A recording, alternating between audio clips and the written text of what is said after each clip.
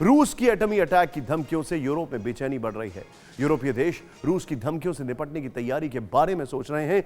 इस डेवलपमेंट को रूस और पश्चिमी देशों के बीच एक नए कोल्ड वॉर के रूप में देखा जा रहा है। यूरोप के ज्यादातर देशों ने non proliferation of nuclear weapons यानी एनपीटी पर दस्तखत कर रखे हैं। इसका मतलब है कि यूरोपीय देश अब तक न्यूक्लियर वेपन्स की होड़ से दूर थे।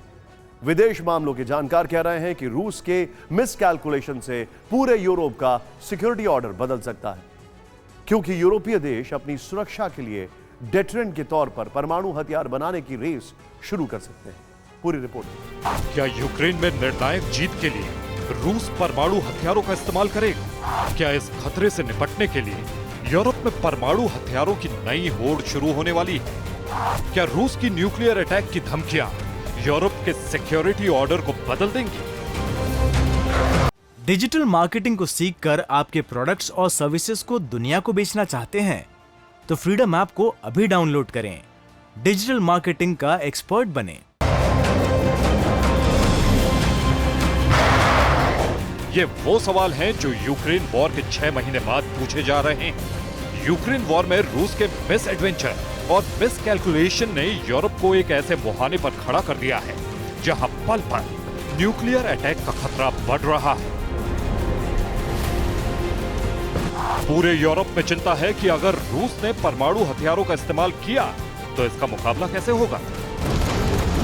चिंता वाजिब है, क्योंकि न्यूक्लियर अटैक की धमकी लगातार मिल रही है। पिछले हफ्ते पुतिन की चेतावनी के बाद लेटेस्ट धमकी रूसी सुरक्षा परिषद के उपाध्यक्ष दिमित्री मेदवेदेव ने दी।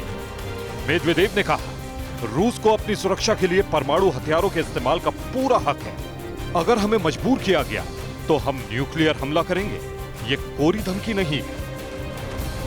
क्या रूस परमाणु हथियारों का इस्तेमाल करेगा या कर सकता है? इन सवालों के बीच फॉरेन पॉलिसी एक्सपर्ट और एशिया सोसाइटी पॉलिसी इंस्टीट्यूट में सीनियर फेलो सी राजा मोहन के मुताबिक भले ही रूस की धमकी एक झांसा हो, लेकिन यूरोपीय देशों की परमाणु सुरक्षा पर इसका जबरदस्त असर होगा।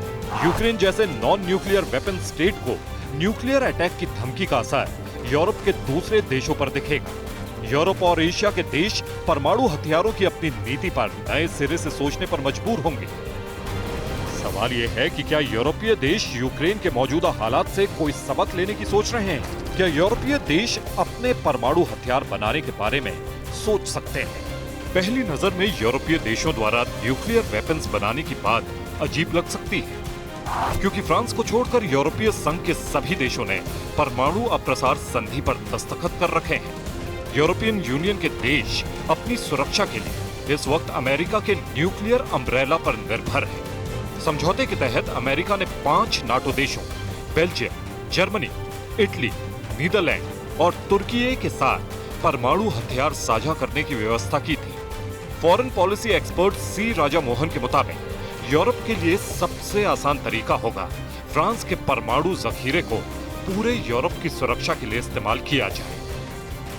हालांकि फ्रांस की लंबे समय से नीति रही है कि उसके परमाणु हथियार सिर्फ राष्ट्रीय सुरक्षा के लिए हैं, लेकिन 2020 में फ्रांस के राष्ट्रपति इमैनुएल मैक्रोन ने इस पॉलिसी में बदलाव की बात कही थी।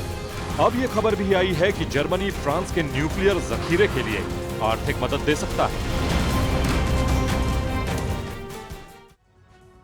यूरोपीय देशों के पास अपने न्यूक्लियर वेपन्स नहीं है। हालांकि नेटो में शामिल कुछ देशों में, ध्यान से देखिएगा, अमेरिका ने अपने एटॉमिक हथियार तैनात किए हैं। यूरोप में सिर्फ फ्रांस के पास अपने परमाणु हथियार हैं। अमेरिका का यूरोप के 5 बड़े देश अमेरिका के न्यूक्लियर अम्ब्रेला के नीचे हैं। यूरोप के, ध्यान से देखिए, समझौते के तहत यूरोप के 5 देशों में अमेरिका के परमाणु हथियार तैनात हैं। यूरोप के 5 देशों में अमेरिका के 100 परमाणु हथियार हैं। अमेरिका ने सबसे ज्यादा 35 परमाणु हथियार इटली में तैनात किए हैं। इस सब के बीच में एक और फैक्ट है, यूरोप में कहां कहां अमेरिका के परमाणु हथियार। बेल्जियम 15, जर्मनी 15, इटली में 2 लोकेशंस पर यह देखिए 2 लोकेशंस और 35 न्यूक्लियर वेपन। नीदरलैंड 15, तुर्की 20। सोचिए जरा, यह है अमेरिका की स्ट्रैटेजी। डिजिटल मार्केटिंग को सीखकर आपके प्रोडक्ट्स और सर्विसेज को दुनिया को बेचना चाहते हैं तो फ्रीडम ऐप को अभी डाउनलोड करें। डिजिटल मार्केटिंग का एक्सपर्ट बनें।